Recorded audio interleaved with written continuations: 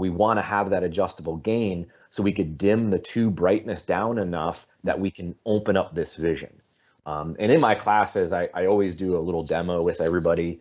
First thing at night when we get our nods on is get them out there, and I have them crank their gain all the way up, make it as bright as possible. And then you just put your hands like right here next to your face. You're looking straight through your tubes. You put your hands up here, and I'm like, hey, can you even see your fingers? Like, how many fingers are you holding up by looking straight?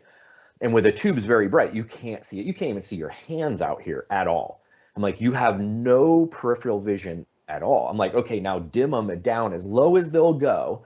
Some nods will turn off, but you could dim them as low as they'll go where you could still see. It's too dim. You wouldn't operate that way. But then all of a sudden your eyes start to adjust to the dark. Your hands are out here and you're like, holy crap, 1, 2, 3. Like, I can see all my fingers. I can see everything around here. You're like, okay, let's find that happy medium. Let's bring the gain back up to a level where, yep, hey, I can see what I need to see. Yeah, it's not super bright and I can, see more and tons of detail. I don't need that because I have IR light source on my gun, whatever it might be, to help illuminate various areas. But I need to be able to use this peripheral so I still have 200-degree field of view. I have 40-ish.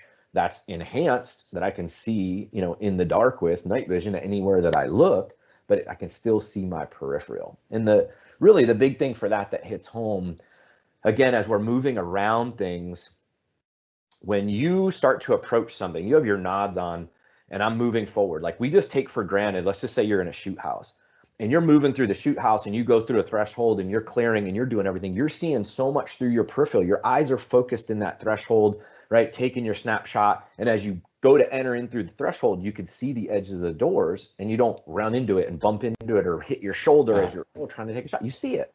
Makes sense. You're under nods, now you have 40-degree field of view. Once you're 2 steps even in the hallway away from that doorway, you cannot see the edge of the door anymore at all with your nods. And your focus needs to be down that hallway or through that threshold or wherever it is that you're going forward, not going, oh, let me quickly glance left and right to see that doorway. You now pick it up with your peripheral around your night vision, and you can still move very fast and fluid through confined spaces, whatever it might be. Because again, we're under nods. We're trying to be sneaky, stealthy. We don't want to bump and bounce off of shit.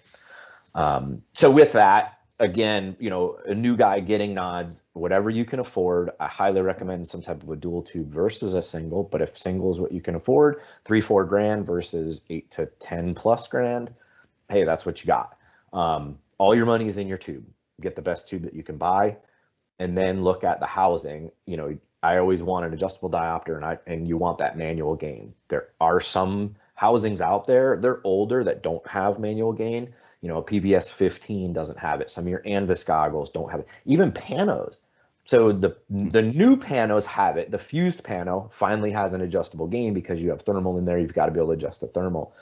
But the panos, I don't run them. I never did. I don't care for them because, yeah, you get almost 100-degree field of view. It's still not 200, but now you totally lost everything else. It's so hard because that aperture is so big on your eye. You can't see around them. You can't adjust the gain to dim them down enough to even be able to really look under and see things around them. They just take up way too much space on your actual eyes that I'm not a fan. I don't run them, don't care for them. The new one is money. That's another topic. But so that's what I would say. Very long answer to that. But no, that was great. Yeah, it's important. I mean, you can't just, oh man, my buddy's, selling some nods, I'm just going to grab them and go. I mean, you can do that, but you got to understand what you're buying. The adjustable gain is something that I didn't really even think about. I mean, I had a 14. I started with a 14 that had an adjustable gain. I guess I kind of took it for granted, and then I ended up with 15s, and the tubes are great. And I was like, cool, dual tubes, and I still like them. But not having the adjustable gain it does kind of suck. It does. And I fell in the same exact thing. When I was in Ranger Battalion, I'm going to date myself here, but when I was in Ranger Battalion, we got issued PVS 7 Bravos, right? Which is it's a binocular, like the one with the tube in the middle, right? It's got it was a cheap way to give you night vision in both eyes. It has a single tube in the middle, and then through mirrors, they split it to both eyes. Well, then we went to the 7 Delta, which was just an advancement of that model. And then we got PVS 14s, which allowed you to adjust the gain, was one eye, and immediately everybody's like, oh, this is awesome. And you crank the gain way up. You're like, I can see so much more. But this eye, your unaided eye, whatever that is, you can't see anything. Like, you totally blind that other eye out completely. But that's what everybody did, because they just, oh, this is a volume knob. Well, I want it cranked the hell up. That's the way I listen to my hard rock. That's the way I'm going to run my night vision. Just pound it up, and you just lose your vision. That device was meant for movement patrolling, and you dim it way down so that your other eye, your unaided eye, can then adjust to the dark, and you can still see with your unaided eye, just as if you were, moving at night in the dark. And I didn't figure that out till we were in Panama, and we were doing this like jungle, this big jungle training event when I was at 175. We're in Panama, and it's pitch dark in the, triple canopy, all this. And I started playing with that knob because I'm like, man, I really need to be able to see more than I can just see with one eye. And I started dimming it down. And I'm like, whoa, holy cow, like I can still see what I need to in this other spectrum of light. And now my other eye can see again. I'm like, this is cool. Like, this is how it's supposed to be, but nobody tells you that. Like, you still today, guys get handed this bag of night vision and they're like, here you go. We're going to go on an op tonight. And there is no training to go with it. It's crazy. Yeah, I noticed back when I used to run a PVS 14 is my eyes would almost like fight to be dominant. And I don't know if that's just a my eye thing, or I probably had it set up incorrectly, to be honest. But it was weird. It was like my eyes would fight to be dominant, and then like sometimes I would see out of the one eye, and sometimes I would see out of the tube. It was really weird. I really didn't care for them at all.